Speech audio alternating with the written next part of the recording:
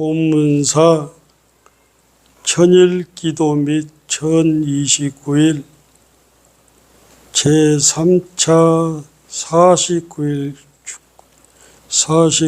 중 세 번째고, 오늘이 그리고 고양주 보살님 모친의 이제입니다. 그리고 이제 특별히 오늘은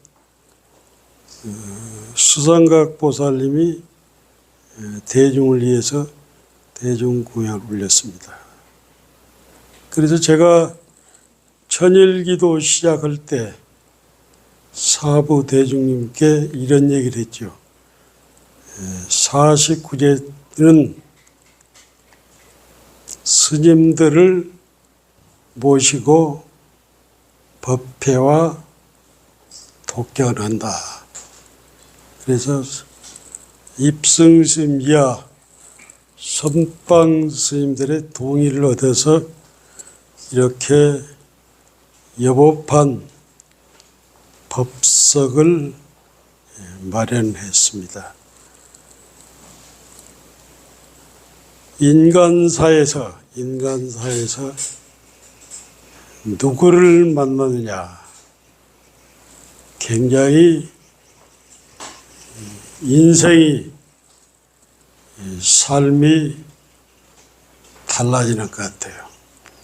우리 법정 스님도 목포에서 오대산을 가다가 종로 삼가 대각사에서 하루를 머물면서 오대산에 눈이 많이 와가지고 못 간다 하니까 어떤 객스님이 대각사에 당대 종정인 효봉노사가 계신다고 해서 찾아뵙고 효봉문화에 들어가서 국민 스님이 됐고, 설악산의 오연 조실 스님도 밀양 대처승철에서 신화 짓고 소설을 쓰다가 정유 스님 인연으로 설악산에 문성준 스님이 건당해가지고 건당 다음에 문성준 스님이 열반에 들어가지고 설악산문을 최고로 복원시켜서 백담사무문관 그리고 기본선언, 신흥사의 향상선언을 개원하셨고, 세속적으로는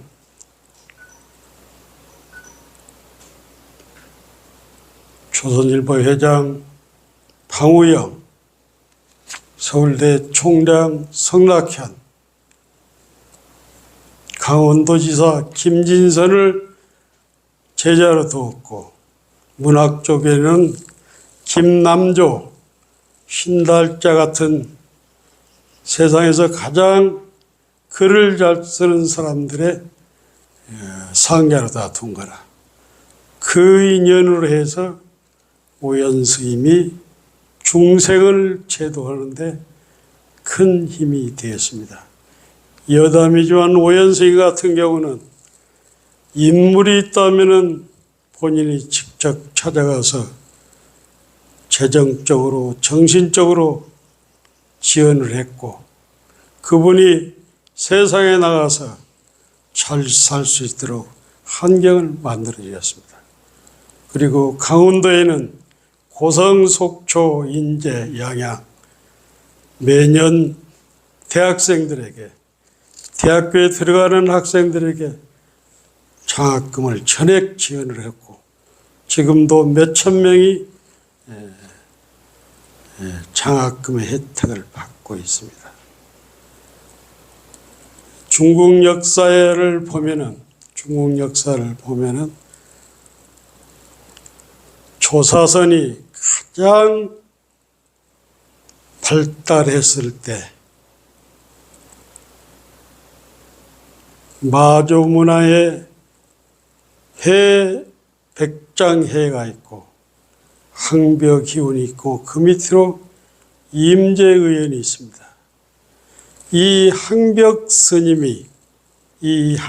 스님과 배유 스님, 배유와 항복, 이 배유라는 사람은 목종 때, 당나라 목종 때 고시를 파스해가지고 선종, 무종 네 왕을 모셨는데 필경에는 지금 같으면 장관자를 했죠. 그리고 글씨, 그림, 시에 뛰어나고 불심이 너무 깊어가지고 중국 역사에서 가장 불교를 번창하는데 가장 이름을 떨친 사람입니다. 배우 스님, 배우 거사는 황벽 스님이 죽은 후 황벽 스님과 문답을 전신보묘 완능록이라고 그 책을 써가지고 그것을 조당집이나 조당집 혹은 여러 개 우리나라에도 그 1904년에 범어사의 선문차 차료에 그 전신법요가 들어 있습니다. 이 배우 스님이 배우가 이제 호남에 관찰사를 하고 있었어요. 관찰사. 지금 같으면 도지사를 하고 있는데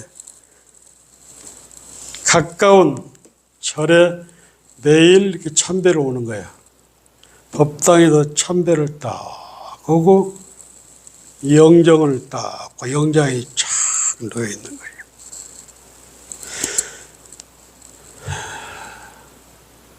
하루는 주지를 불러 그 절 대한정사 주지를 딱 불러서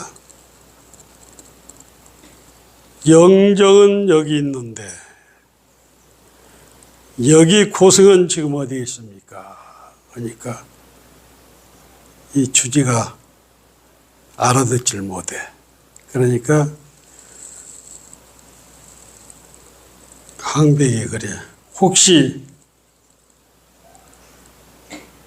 이 절에 선승이 있나고 그러니까 주지가 한다는 얘기가 6개월 전에 객으로 왔는데 허드렛 일만 이렇게 도와주고 있습니다. 아마도 선승 같습니다. 불러온 거예요. 자, 항백이 온 거예요.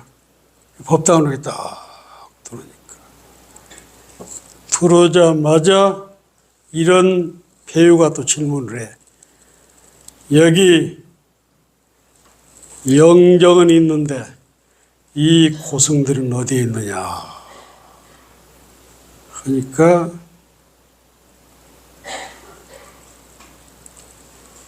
항백이 뭐라 하냐면 배우 너는 지금 어디 있느냐. 그러니까 그 도지사 관찰사가 예 하면서 한소식을 하는 거예요. 그래서 항백과 배우 인연이 이렇게 인연이 된 거예요. 그래가지고 가는 데마다 이 배우가 스승으로 모시고 용사, 대원사 스승으로 모시면서 가르침을 받아. 근데 이 배우는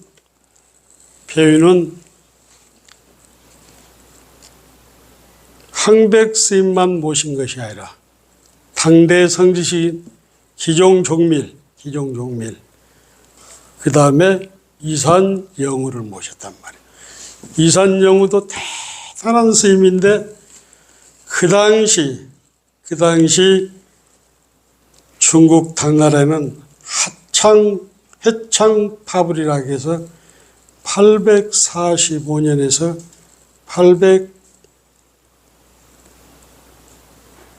47년까지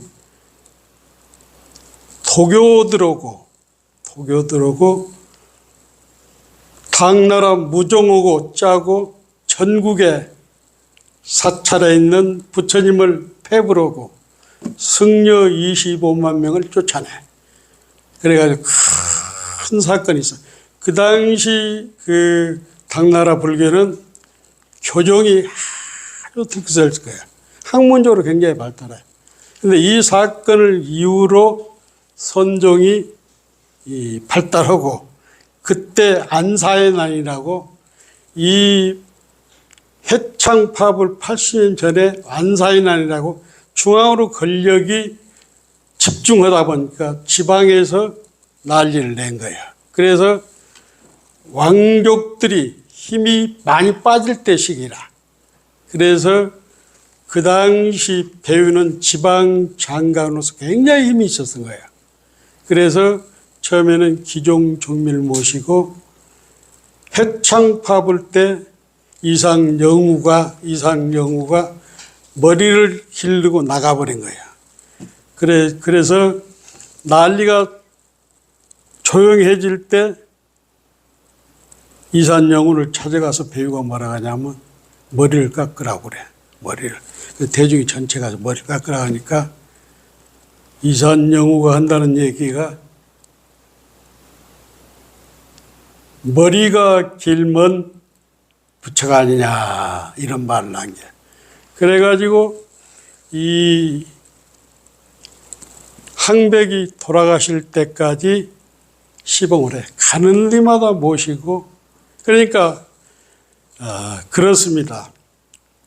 스님들이라 해도 산속에서 열심히 산다고 해서 포교를 잘한 것이 아니에요. 스님이 주지를 하고 조시를 해도 세속에 거사나 대보살이 뒷발을 해주지 않으면 법은 산중에 머물게 됐단 말이에요. 근데 이 신심 있는 배우가 뒷바라지를 해준 거, 항백이라는 이름은 중국 전체적으로 이름이 날리는 거예요. 그래서 그 스님 뒤에 그 스님과 인연이 배경이라면 뭐지만은 그 스님의 법을 받고 공부를 하는 사람들이 사회 지도층이 되면은 그 법력이 더 나를 수가 있다. 예를 들어서 청하스님 같은 경우는 내가 청하스님을 2년 모셨는데 청하스님이 성륜사, 강륜사, 태안사 불사를 했는데 그때 당시에 삼성, 현대, 금옥, 미연이 도움을 줬어요. 그러니까 그 스님의 법도 훌륭하지만은 그 스님의 지도를 받는 세속의 인연이 훌륭해야 그 법이 멀리 갈 수 있겠죠. 그렇습니다. 아무리 절집안에서 스님이 도를 잘 닦는다 해도 주변 인연이 신차하면 그 법을 펴기가 쉽지 않다는 거예요. 청하스님을 보더라도 그렇고 성철스님을 보더라도 그렇고 법정스님을 보더라도 주변의 인연들이 훌륭한 거사와 보살이 있었다는 거예요.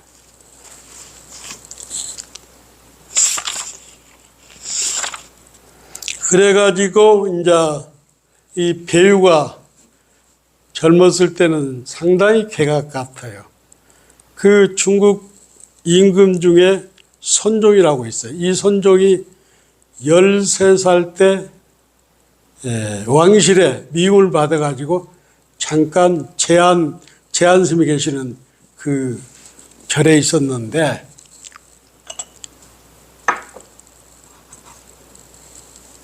배우하고 이 선종하고 저녁 예불을 본 거예요. 저녁 예불을 보는데 예불을 끝나고 딱 배우가 나가는데 앞으로 임금이 될 사람이잖아. 이 13살짜리가 질문을 해. 스님들은 부처에게 집착하지 마라 하면서 왜 부처님께 입을 합니까? 이게 배우가 설명을 않고 빠마대기를 새들 앞으로 임금 될 사람 쳐버린 거예요. 그런데 아이러니하게도 이 선종 밑에 배우가 재상을 장관을 살잖아. 그리고 아주 불심이 있고 그러니까 시호 나라에서 주는 호를 주라 한 거야. 그러니까 호를 뭐라고 주냐면 추행사문. 이 사람은 추행을 했다는 거예요. 임금을. 추행사문을 주니까 배우가 밤새들을 친 것은 3세의 업장을 녹여준 거다 하면서 다시 저기를 들라고 그래. 다시 호를 이렇게 달라고 해서 단제라는 그 배우 스님한테 항벽스님한테 단제를 3세의 업장을 끊었다 해서 단제라는 호를 주는 거예요. 그래가지고 그러니까 이 배우가 여러 가지도 유명하지만은 전신보비요, 완능로. 그러니까 그 백장스님의 선의 사상이 굉장히 팔팔하게 녹여 있는 거예요. 그래서 요즘 스님들은 어떠나 몰라도 우리 초창기 때면 6대 어렵게 하나요. 그래서 이제 내가 마지막으로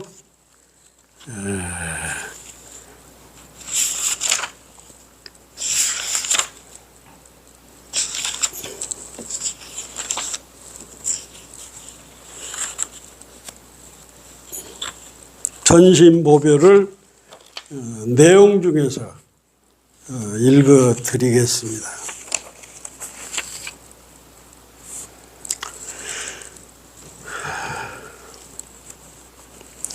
부처와 중생 일심은 서로 다르지 않다.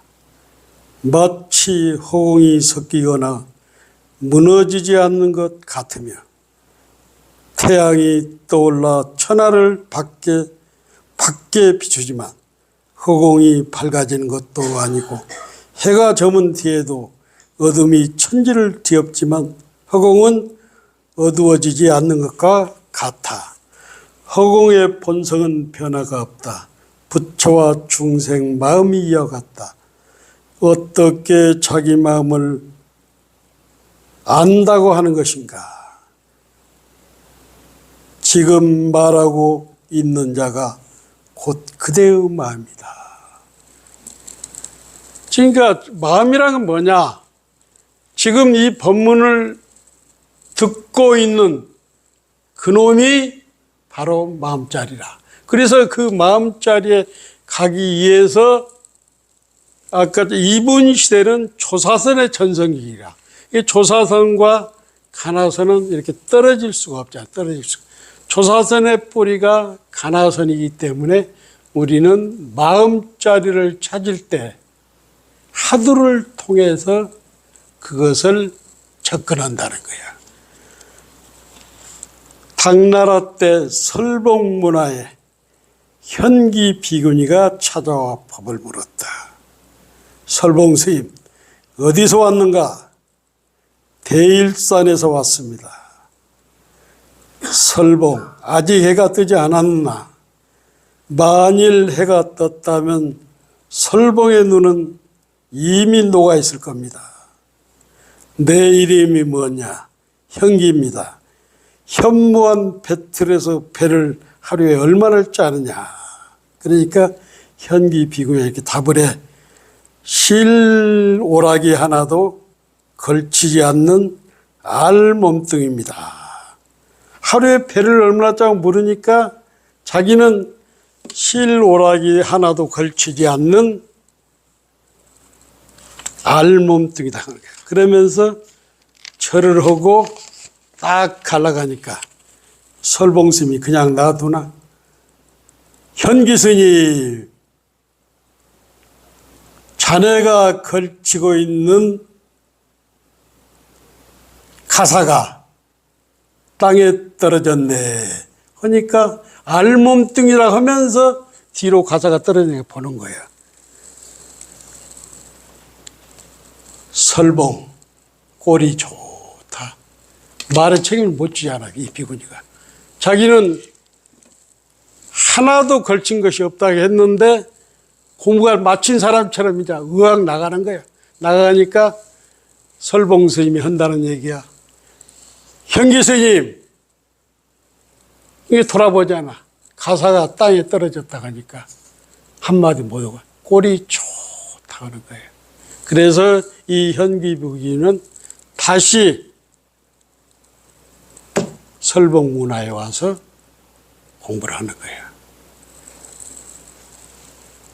큰 스님들 많이 계시는데 어렵게 있는 얘기를 말씀드렸습니다. 우리 보살님들 참고하시기 바랍니다. 감사합니다.